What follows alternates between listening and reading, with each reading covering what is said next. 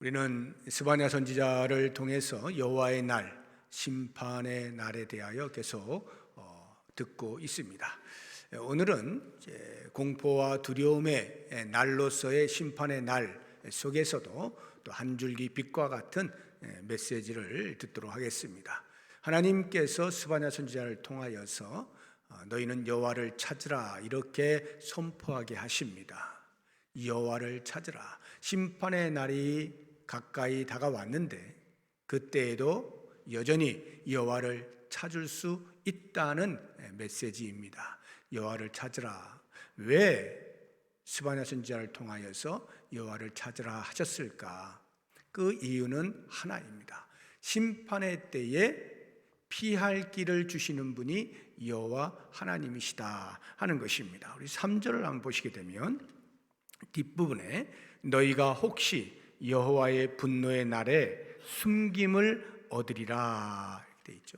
숨김을 얻을 수 있는 것, 즉 피할 수 있는 것, 구원을 얻을 수 있는 길이 여호와께 있다 하는 것입니다. 우리가 여호와를 찾는 이유는 여호와에게서만 답이 있고 길이 있기 때문입니다. 그런데 이것은 비단 심판에 관해서만이 아니라 우리 인생 전체의 답을 여호와 하나님께서 가지고 계시죠. 우리 인간이 하나님의 형상을 따라 지음을 받지 않습니까? 그래서 우리는 하나님 앞에 존재하고 있을 때 어떠한 막힘도 없고 참된 행복과 자유를 누릴 수가 있죠. 그러한 존재로 살던 우리가 범죄함으로 인하여서 범죄의 형벌로서의 죄의 대가, 사망을 피할 수 없게 되니까 하나님께서 긍휼을 베푸셔서 구원을 계획하시죠. 그 구원의 계획의 일환이 구약에 나타나고 있는 제사 제도이고 그들에게 주어진 율법입니다. 이것을 통하여서 그들에게 하나님이 죄 가운데 있는 인간들을 얼마나 사랑하시고 구원하시고자 하느냐 하는 것들을 보여주시기 원했고, 그러한 이스라엘 백성들을 바라보는 이방 민족들도 여호와께 답이 있구나, 우리가 여호와를 찾아야 하는구나, 여호와께로 돌아가야 하는구나 하는 것을 알게 하신 것입니다. 그런데 안타깝게도 이스라엘 백성들은 그것을 제대로 보여주지 못하죠. 오히려 선민으로서 율법을 무시하고 소외하고 제사제도를 더럽히는 이러한 우를 범합니다. 타락을 하게 되어집니다. 당연히 그들에게 하나님의 심판이 임할 수밖에 없죠. 그래서 역사 속에서 BC 586년에 남유다가 바벨론에 의해서 완전히 멸망을 당하게 되죠. 이런 하나님의 심판은 앞으로 다가오게 되어질 최후 심판의 날을 우리에게 예고해주고 있는 것입니다. 이렇게 해서 하나님의 구원이 끝이 날 것 같았는데 하나님께서는 그것으로 멈추지 아니하시고 인간에게서 무엇을 행하여 구원 얻을 길이 없음을 보시고 하나님 스스로 당신의 길을 마련해 놓으신 것, 그것이 바로 예수 그리스도를 통한 구속이죠. 그래서 그리스도께서 신약 시대에 보면 오시게 되어지고 대속하시게 됨으로써 우리에게 참 자유와 행복을 다시 되찾아 주시는 거예요. 그래서 죄 가운데 있었던 우리 모든 인간이 그리스도 안에 있을 때 변화가 되어지죠. 고린도후서 5장 17절에 보면 이렇게 말하고 있습니다. 그런즉 누구든지 그리스도 안에 있으면 새로운 피조물이라, 이전 것은 지나갔으니 보라 새 것이 되었도다. 그리스도 안에 있는 모든 사람, 그리스도께서 행하신 십자가에서의 대속 사건으로 말미암아서 새로운 피조물 되게 하시는 거예요. 오직 여호와께만 답이 있는 것입니다.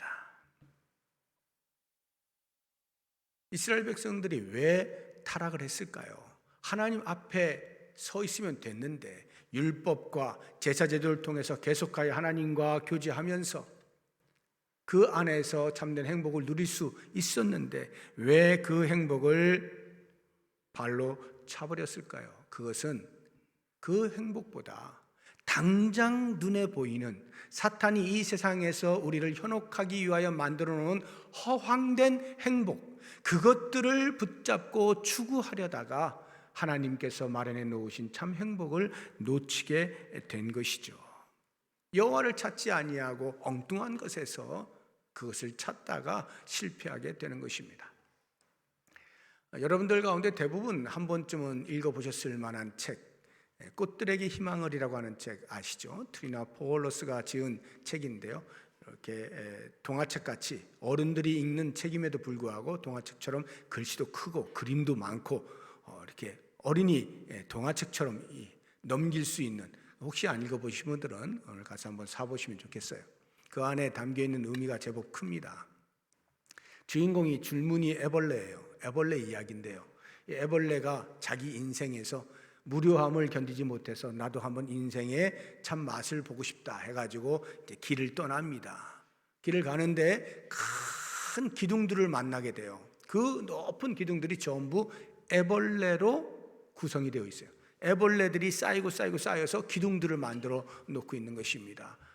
당연히 이 줄무늬 애벌레는 저기에 분명 무엇인가 있다 하는 생각을 가지고 나도 동참하리라 하고는 한 기둥에 이제 올라가기 시작합니다. 그런데 각자가 사닥다리를 타고 그냥 올라가는 게 아니고요.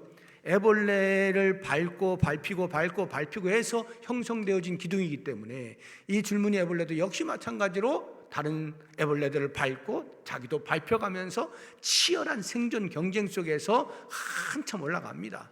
너무너무 힘들게 올라가고 있는데 한 중간쯤 되다 보니까 다른 애벌레와 눈이 맞았어요. 노랑 애벌레와 눈이 맞아가지고 야, 우리 이렇게 사는 게 맞냐? 이거 너무 힘들지 않냐? 우리 그냥 차라리 우리 둘은 내려가서 따로 조용히 재밌게 살자.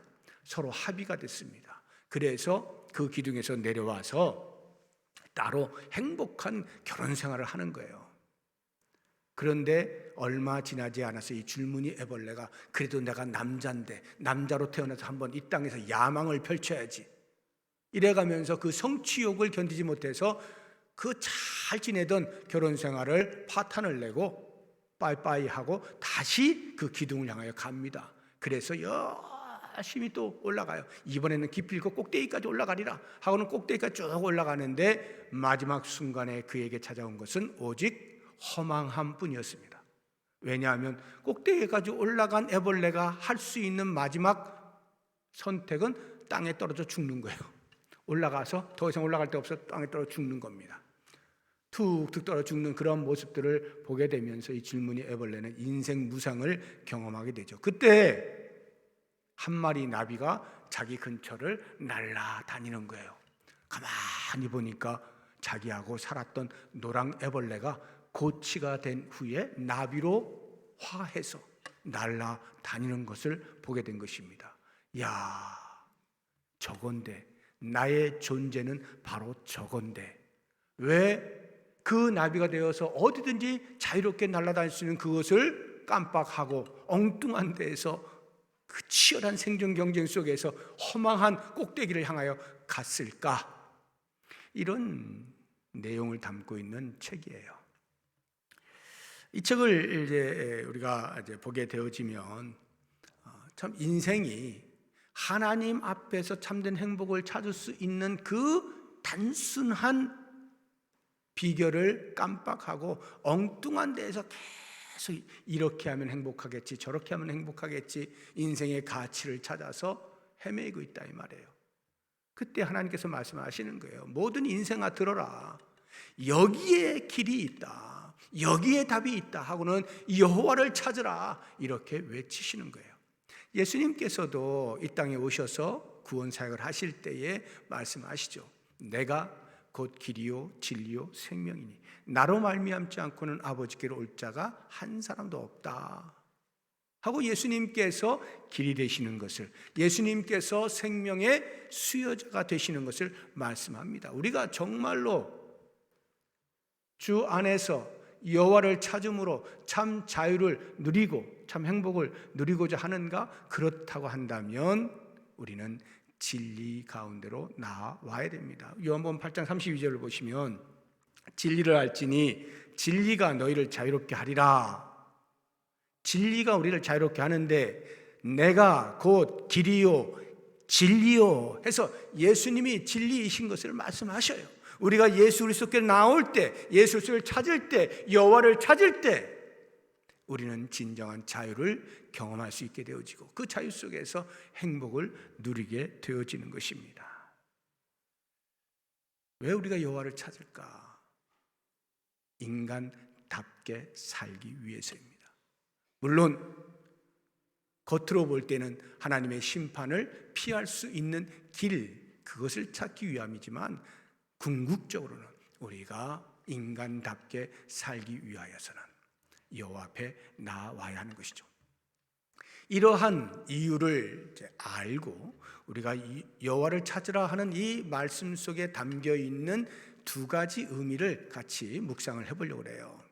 여호와를 찾으라는 게 어떤 의미인가? 그것은 우리들에게 어떤 행동을 요청하는 거예요. 두 가지 행동 요청하는데 그 하나가 회개하라는 거예요. 회개하라. 그리고 또 다른 하나는 삶의 변화를 이루라. 이 두 가지를 담고 있는 말이 여호와를 찾으라 하는 말이에요. 그럼 먼저 우리가 회개하라 하는 말씀을 한번 생각을 해보게 되면 회개라고 하는 것은 여호와를 찾는 우리의 행위의 선제적 행동이다. 이렇게 보시면 되겠어요. 1절을 보시게 되면 수치를 모르는 백성아 모일지어다 모일지어다. 빨리 모여라 이 말이죠. 왜 모이는 거예요? 모여서 뭐 하게 해요? 회개하라는 거예요. 회개하라. 돌이키라. 모든 죄를 자복하라. 죄에서 떠나라. 이 이야기를 하고 있는 것입니다. 여기 수치를 모르는 백성들아 외칠 때 이 수치를 모르는 백성은 예수님을 믿든지 믿지 아니하든지 신자든 불신자든 망라에서 모든 인류를 향하여 이야기하고 있는 것입니다. 누가 수치를 모르는 사람들입니까? 죄를 범하고 있는데도 죄인인 줄을 모르는 사람들이 수치를 모르는 죄요. 죄로 인하여서 강팍하여졌음에도 불구하고 여전히 그대로 놔두는 것이 수치를 모르는 상태예요. 이 세상의 것을 탐하느라 하나님을 찾을 엄두를 내지 못하고 생각조차 하지 못하는 것이 수치를 모르는 모습입니다. 나는 내 힘으로 하나님 없이 얼마든지 살 수 있다라고 생각하는 교만함이 수치를 모르는 거예요. 하나님을 사모하지 아니하고 하나님께로 나올 생각도 하지 아니하고 하나님을 배반하고 하는 이 모든 행위들이 전부 수치를 모르는 것들이에요. 그러한 수치를 모르는 백성들 한 사람도 예외 없이 들어야 할 것이 여호와를 찾으라 하는 것입니다. 회개하라는 거예요. 회개하라. 회개하지 않으면 안 된다 하는 것을 말씀을 하고 있는 것입니다. 그래서 예수님의 길을 준비하고 있었던 세례 요한이 그의 광야 사역에서 핵심이 되어지는 것이 바로 이 말씀이잖아요. 마태복음 3장 2절 보겠습니다. 마태복음 3장 2절 회개하라 천국이 가까이 왔느니라. 천국이 지금 다가오고 있어요. 심판의 날이 다가오고 있어요. 천국이 모든 인류 그리스도를 알지 못하는 사람들에게 심판의 날이잖아요. 심판이 다가오고 있어요. 회개해야 된다 이거예요. 회개해야 된다. 회개하는 자만이 천국에 들어갈 수 있다는 거예요. 그래서 그 세례 요한의 말과 함께 예수님께서도 이제 공생애를 시작하실 때 사탄에게 광야로 끌려가서 모든 시험을 다 받으시고 이제 공식적으로 당신의 말을 시작하던 그 첫 말씀이 이거였죠. 마태복음 4장 17절 보시면 이때부터 예수께서 비로소 전파하여 이르시되 회개하라 천국이 가까이 왔느니라. 회개하라. 회개하라. 이것이 여호와를 찾는 행위에 우리가 해야 할 일인 거예요. 회개하는 것입니다. 하나님의 마음은요, 우리가 돌아서기를 원하시는 거지 이렇게 심판을 받아서 다 죽기를 원하시는 게 아니에요. 물론 하나님께서는 이 심판을 예고하셨어요. 심판의 날을 예고하셨는데 그 예고되어진 심판의 날이 변개할 일은 없어요. 하나님은 왔다 갔다 하시는 분이 아니에요. 그러니까 정해져 있습니다. 그럼에도 불구하고 그 심판을 하나님께서 즐거워하시고 그래 이제 다 죽어봐라 이렇게 하시는 하나님이 아니셔요. 야, 그 심판의 날이 오면 어떻게 될까 기대하거나 기다리시는 그런 하나님이 아니셔요. 하나님은 어떤 하나님이시냐, 모든 사람이 회개의 자리에 이르기를 원하시는 하나님이시에요. 우리 베드로후서 한번 보겠습니다. 베드로후서 3장 9절인데요. 주의 약속은 어떤 이들이 더디다 하고 생각하는 것 같이, 여기 어떤 이들이 더디다, 왜 안 오시지, 주님 왜 안 오시지 하는 것은 신앙생활을 열심히 하는데 너무 박해가 심해요. 그래서 주님이 빨리 오시면 모든 게 다 해결될 텐데 라고 그 당시에 1세기에 그리스도인들이 그랬던 사람들이 있었어요. 그 사람들에게 위로 겸 주시는 말씀이에요. 주의 약속은 어떤 이들이 더디다고 생각하는 것 같이 더딘 것이 아니라 오직 주께서는 너희를 대하여 오래 참으사 아무도 멸망하지 아니하고 다 회개하기에 이르기를 원하시느니라. 아무도 멸망하지 아니하고 전부 회개하여 구원받기를 원하심으로 조금 참으시고 그렇게 조금 참으시고 있는 중이지 주의 날에 오지 않는 것은 아니다. 그러니 너희들 조금만 견뎌라, 이 말씀하고 있는 것이거든요. 여기 아무도 멸망하지 않고 다라고 할 때 심지어는 이런 사람도 포함됩니다. 우리가 생각할 때 이 사람만큼은 절대로 구원받을 수 없을 거야, 이 사람만큼은 절대로 구원받아서는 안 돼 라고 생각되어지는 우리가 소위 이야기하는 악인들, 이런 악인들조차도 다 포함이 됩니다. 에스겔서 18장이 그 이야기를 해주고 있는데 23절 보시면 주 여호와의 말씀이니라 내가 어찌 악인이 죽는 것을 조금인들 기뻐하랴 그가 돌이켜 그 길에서 떠나 사는 것을 어찌 기뻐하지 아니하겠느냐. 이 말씀을 좀 더 확실하게 해주시는 말씀이 33장 11절에 나옵니다. 너는 그들에게 말하라 주 여호와의 말씀이니라 나의 삶을 두고 맹세하노니, 하나님께서 맹세하기까지 하시면서 하시는 말씀이 나는 악인이 죽는 것을 기뻐하지 아니하고 악인이 그의 길에서 돌이켜 떠나 사는 것을 기뻐하노라. 이스라엘 족속아 돌이키고 돌이켜라. 나는 악인조차도 돌이켜 사는 것을 기뻐한다. 그러니 내 백성 이스라엘아 돌이켜라 이렇게 말씀하시는, 이것이 하나님의 마음이에요. 그래서요 돌이키잖아요. 주께로 나와서 자기의 지은 모든 죄들을 토로하고 하나님이여 제가 잘못했습니다 이렇게 자백하고 용서를 구하면 우리 하나님께서는 너무너무 기뻐하셔서 그 모든 죄를 깨끗하게 씻어주셔서 죄의 흔적조차 남지 않게 완전히 없애주셔요. 요한일서 1장 9절을 보겠습니다. 만일 우리가 우리 죄를 자백하면 그는 미쁘시고 의로우사 우리 죄를 사하시며 우리를 모든 불의에서 깨끗하게 하실 것이요. 우리가 사회에서 이제 죄를 지은 사람들, 전과자 이렇게 이야기를 하잖아요. 범죄자. 근데 범죄자는 이제 그 호적을 보면은 항상 빨간 줄이 그어져 있잖아요. 그래서 범죄자라고 하는 것을 나타냅니다. 그런데 가끔 영화를 보시게 되면 이 범죄 기록을 말소해 주는 경우를 보게 됩니다. 예를 들어서 어떤 특이한 재능을 가지고 있는데 정부에서 그 사람이 필요해요. 네가 나라를 위해서 혁혁한 공헌을 해주면, 우리가 부탁하는 이 일을 해주면 네가 가지고 있는 모든 범죄 기록을 지워줄게, 말소해줄게, 이런 협상하는 것 가끔씩 영화에서 보시죠. 이건 실제로 있을 수 있는 이야기들입니다. 범죄자이지만 아주 특별한 어떤 분야에 재능이 있을 때 그것을 나라가 필요로 하면 그렇게 협상을 하는 거예요. 그래서 이렇게 아주 특별한 경우를 제외하고는요, 범죄 기록이라고 하는 것은 평생 갑니다. 평생 따라다니는 꼬리표예요.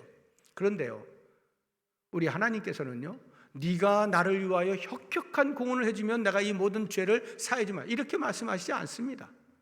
우리 하나님이 하시는 말씀은 그저 나와서 너의 죄를 인정해라, 자백해라, 그러면 내가 너무 기뻐 너의 모든 죄의 흔적조차도 완전히 깨끗하게 씻어줄게. 없는 것을 해줄게. 이렇게 하시는 하나님이시다. 이것이 하나님의 마음인 것입니다. 그런데요, 놀랍게도 우리가 지금 감사할 수 있는 것은 심판의 날이 다가오고 있지만 아직은 아니기 때문에 여전히 우리에게 회개할 기회가 남아있다는 거예요. 반대로 이야기하면 구원을 얻을 유효한 시간을 우리가 보내고 있다는 거예요. 이게 얼마나 감사한 일입니까? 아직 회개할 기회가 남아있다라고 하는 것. 물론 그 기회가 얼마나 남아있는지는 아무도 모릅니다. 저도 모릅니다.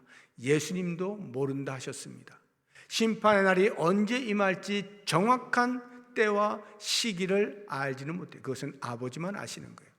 그러나 가까이 다가온 것만은 사실이죠. 그러면서 동시에 아직은 회개할 기회가 남아있어요. 그렇다고 하면 우리가 해야 할 일은 뭡니까?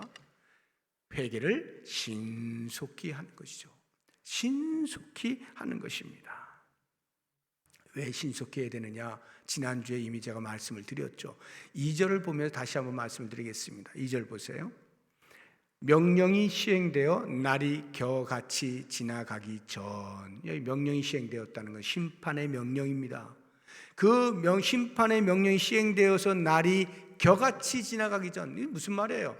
하나님의 심판이 임하게 되면요, 그 심판의 때 닥쳐서 심판이 시작됐네? 야, 그렇다면 내가 좀 회개해야 되지? 이렇게 하면 늦는다는 거예요. 마치 겨가 바람에 나서 날아가서 슉 없어지는 것처럼 심판의 때가 임하게 되면 그렇게 돼버린다는 거예요. 그러니까 우리의 회개는 그것보다 다가오고 있는 심판의 날이 다가오고 있는 그 속도보다 더 빠르게 회개된다는 거예요. 회개의 신속성의 이유가 바로 여기에 있는 것입니다. 자, 그렇다고 하면 이제 우리가 이 말씀을 나에게로 적용을 해볼 때 과연 나는 어떻게 되겠느냐? 우리가 비록 성도로 살아간다 할지라도 때때로 우리가 원치 않게 또는 때로는 유혹에 빠져서 어쩔 수 없이 죄를 짓게 되는 경우들이 있어요. 그럴 때마다 우리는 그것을 가벼이 여겨서는 안 되는 겁니다. 지은 죄가 생각날 때마다 곧바로 신속하게 회개해야 되는 거예요. 이때 주의해야 되는 것은 우리의 체면 문화입니다. 우리 동양 사람, 특히 이 유교 영향을 받은 한국 사람들은요, 체면 문화가 있어서 하나님 앞에 기도할 때 하나님, 제가 이거 잘못했습니다, 용서해 주세요, 이렇게 기도를 했어요. 어제 그렇게 기도했는데 오늘 내가 또 지었어요, 죄를. 그래서 하나님 앞에 또 엎드려서 똑같은 그 죄 지은 거에 대해서 하나님, 어제 지었는데 제가 오늘 또 지었네요 라고 말씀드리기가 체면상 부끄러운 거예요. 이게 체면이 있지, 사람이 어떻게 같은 걸 또 아뢰일 수가 있어. 그런데 이게 한두 번이 아니라 10번, 100번 이렇게 돼보세요. 어때요? 도무지 얼굴을 들 수가 없어요. 그러니까 하나님, 이건 더 이상 내가 이렇게 말할 수가 없어 해서 회개를 그치면 하나님께서 그래, 네가 체면이 있어서 말 안 했구나, 이렇게 봐주시지 않습니다. 우리는요, 체면 불구하고 회개해야 되는 거예요. 체면을 불구하고 끊임없이 진실되게 회개하되 그것이 반복될지라도 체면 불구하고 계속해서 주 앞에 회개해야 되는 거예요.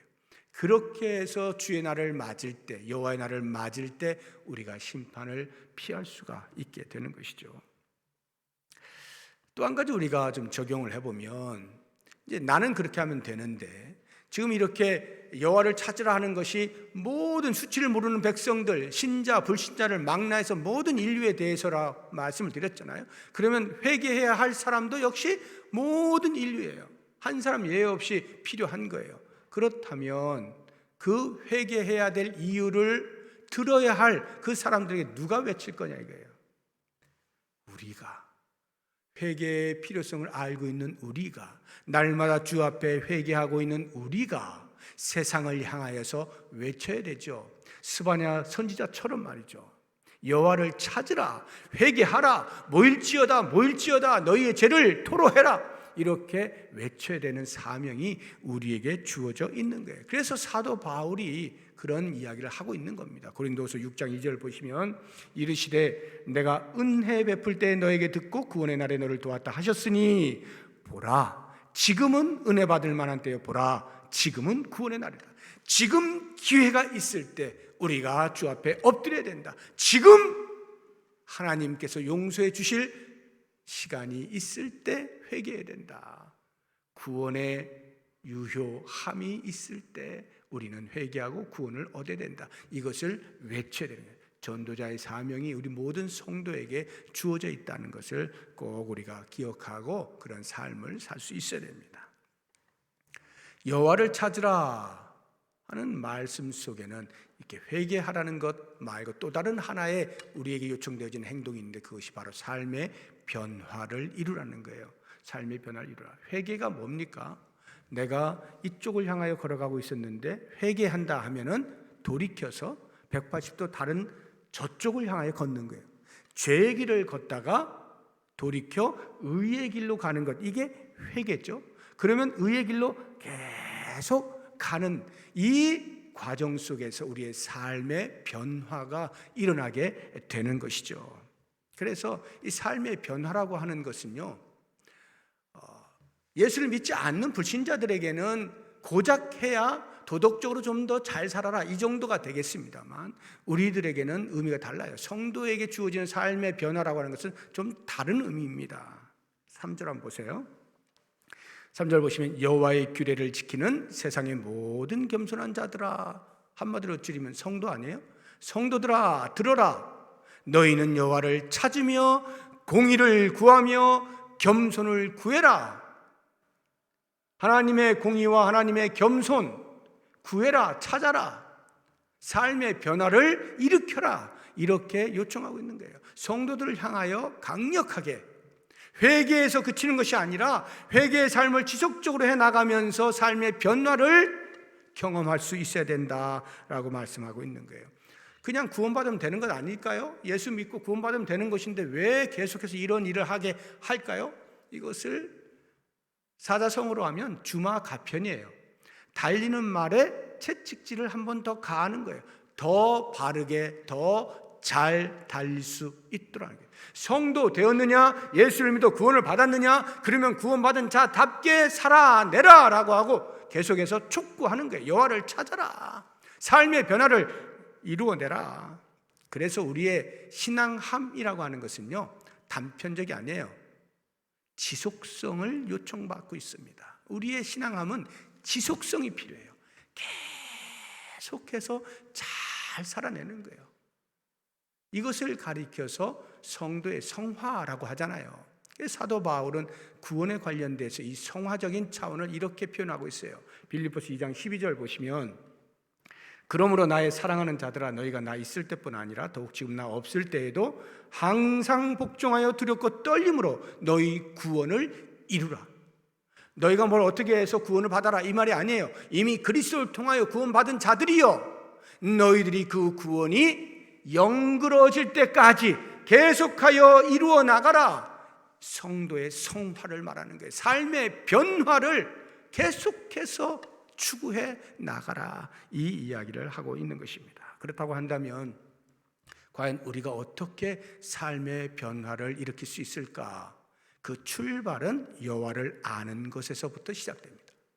여호와를 알아야 우리의 삶의 변화가 일어나기 시작합니다. 그래서 사도 바울이 골로새 교회 성도들을 위하여 기도하는 가운데, 기도의 내용들 가운데 그것이 하나 들어있어요. 골로새 1장 10절 보시면 주께 합당하게 행하여 범사에 기쁘시게 하고 모든 선한 일에 열매를 맺게 하시며, 그 다음 보시면 하나님을 아는 것에 자라게 해 주십시오. 하나님 아버지, 골로새 교회 성도들이 하나님을 아는 것에 계속하여 자라게 해 주십시오.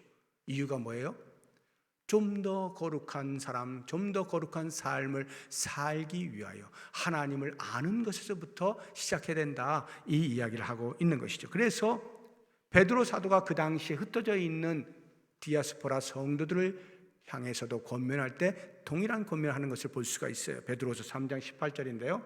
오직 우리 주 곧 구주 예수 그리스도의 은혜와 그를 아는 지식에서 자라가라. 그를 아는 지식에서 자라가라. 예수 그리스도를 아는 것에서부터 너희는 이제 성도로서의 삶이 시작이 되는 거야. 계속해서 알아가라. 이렇게 여호와를 알아가는 것, 그리스도를 알아가게 되어지면 어떻게 될까요? 점점 알아간다로 하는 것, 그것은 곧 여호와를 닮는 것, 그리스도를 닮는 것을 의미하는 거예요. 우리가 어떻게 그리스도를 닮습니까? 정확하게 표현하면 그리스도의 성품, 하나님의 성품을 닮는 것이 되겠죠. 닮는다라고 하는 것은 이제 따라하는 거잖아요. 계속 흉내를 내고 모방을 통하여서 우리가 그리스도처럼 되어지는 거기로 이제 나아가게 되는 것이죠. 왜 이게 필요하냐면요, 하나님의 성품은, 그리스도의 성품은 죄와 극성이기 때문에 그래요. 그러니까 하나님의 성품에는 죄된 것이 하나도 없어요. 죄가 완전히 극성이에요. 그러니까 우리가 하나님의 성품을 자꾸 흉내내고 따라하고 하다 보면요, 죄에 젖어 있는 우리의 옛 성품들이 점점 빠져나가는 거죠. 그리고는 거룩으로 점점 나아가는 거예요. 우리의 성품이 변화되어져 가는 것이죠. 근데 이것이 한 번, 두 번으로 되겠어요? 반복해야 되죠. 반복적으로 모방하는 거예요. 계속 모방하는 거예요. 그러다 보면 언젠가 우리가 그리스도처럼 되어지는 날이 오게 되죠. 저는 이 모방을 보면서 요즘 사회에서는요, 이 저작권이 아주 심각합니다. 뭐 음악이 됐든 그림이 됐든 뭐 책이 됐든 글이 됐든 뭐 모든 분야에서 저작권이 아주 이렇게 보장되어지는 사회로 점점 나아가고 있어요. 그래서 표절 시비가 끊임없이 일어나잖아요. 이렇게 베껴 썼다든가 뭐 이렇게 살짝 이렇게 했다든가 이런 것들로 인하여서 저작권 시비가 계속 일어나고 있어요. 그런데 너무나 감사하게도 우리 하나님께서는 저작권을 요구하지 않으셔요. 당신을 흉내내고 당신을 모방하고 당신을 따라하는 그 모든 행위에 대하여 저작권으로 시비를 걸지 않으셔요. 그 저작권을 포기하셨어요. 아니, 포기하신 것이 아니라 우리에게 적극적으로 권면하셔요. 추천하셔요. 제발 나 좀 따라해라. 제발 나 좀 닮아라. 얼마든지 모방해라. 흉내내라. 하나님께서는 열어놓으신 거예요. 얼마나 감사합니까? 돈 한 푼 안 들어요. 그저 하면 되는 거예요. 하면 돼요. 계속 따라하다 보면 나도 모르는 사이에 점점 죄는 싫어지게 돼 있고 죄는 멀리하게 돼 있고 하나님의 거룩하심처럼 내가 거룩의 삶을 살아갈 수 있게 되어지는 것입니다.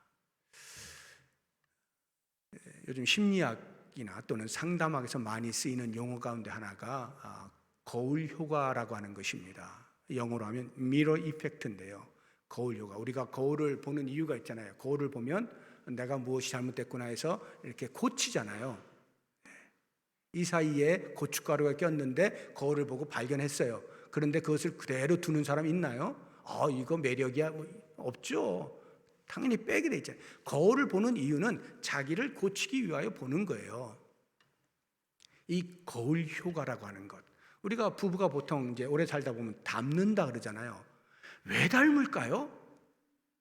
바로 이것 때문에 그래요. 이 거울 효과 때문에 닮아가는 거예요. 서로를 바라보면서 말이죠.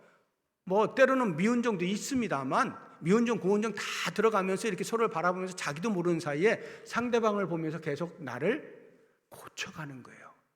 의식을 하든 의식하지 못하든 이 거울 효과가 있는 거예요. 그러다 보니까 서로 그렇게 하다 보니 점점 이 공감대가 커지는 것이죠. 그러면서 닮아가는 거예요. 심지어는 이것이 외모로까지 나타나는 거예요. 외모로까지도 닮아가게 되는 거예요. 이게 거울 효과거든요. 그럼 한번 생각해 보세요. 우리가 예수님을 거울로 두고 계속 예수님께 나를 비추어서 말하는 것이나 행동하는 것이나 예수님의 성품적인 것을 계속해서 내가 닮아가려고 해 나간다라고 상상을 해보세요. 그렇게 예수님을 거울 삼아 살아가는 내 인생이 어떻게 되겠어요? 나도 모르게 예수님처럼 되는 거죠. 그렇습니다. 하나님께서는 말씀을 통하여서 당신의 성품을 다 보여주셨어요. 그래서 우리가 말씀을 묵상하는 가운데에서 또 말씀 가운데에서 나타나신 하나님의 행위, 그리스도께서 행하신 일들, 이러한 것들을 따라하면서 또 말씀 중에 나타나고 있는 그 성품들을 계속 내가 그대로 해보려고 애를 쓰면서 모방하면서 흉내내면서 이렇게 살다 보면요, 우리도 모르는 사이에 주님처럼 되어지는 그런 성화의 자리에 나아가게 된다라고 하는 것입니다. 그래서 우리의 평생의 기도의 제목, 성도로서 평생의 기도의 제목은 예수님 닮게 해주세요. 이 기도가 되어야 할 거예요. 찬송가 작사자가요, 이 성경의 그와 같은 뜻을 잘 헤아려서 아주 짤막한 작시 속에 그렇게 엑기스로 이렇게 표현을 해놓은 것들을 보면 깜짝 놀랍니다. 이 찬송가 작시자들의 그 영성이 얼마나 뛰어난지 몰라요. 찬송가 한번 보시게 되면요, 452장 1절 앞소절이, 첫 소절이 이렇게 돼 있어요. 내 모든 소원 기도의 제목, 예수님 닮기 원함이라. 이 사실을 모르고서는 이런 고백이 나올 수가 없는 거예요. 그렇구나, 우리가 여호와를 찾는다는 것, 심판의 날을 기다리고 있는 자들로서 성도로 살아가는 삶에 있어서 이렇게 회개할 뿐만 아니라 그리스도를 닮아가는 삶의 변화를 일으켜야 된다는 사실을 아는 사람이 할 수 있는 고백이죠. 나의 기도의 제목, 예수님 닮기 원합니다. 454장 1절 보시게 되면 더 멋지게 나와 있어요. 주와 같이 되기를 내가 항상 원하니 온유하고 겸손한 주의 마음 주소서. 성품 닮기 원한다 이 말이죠. 세상에서 우리가 나그네로 있을 때, 이 땅을 사는 동안 종말을 살아가고 있는 우리의 삶에서 주의 형상 닮아서 살아가게 하소서. 머지않은 날 주의 날이 옵니다. 여호와의 날이 도래합니다. 심판의 날이 도래해요. 과연 우리가 어떻게 그 심판의 날을 맞이할 것인가? 우리에게는 한 줄기 빛이 있어요.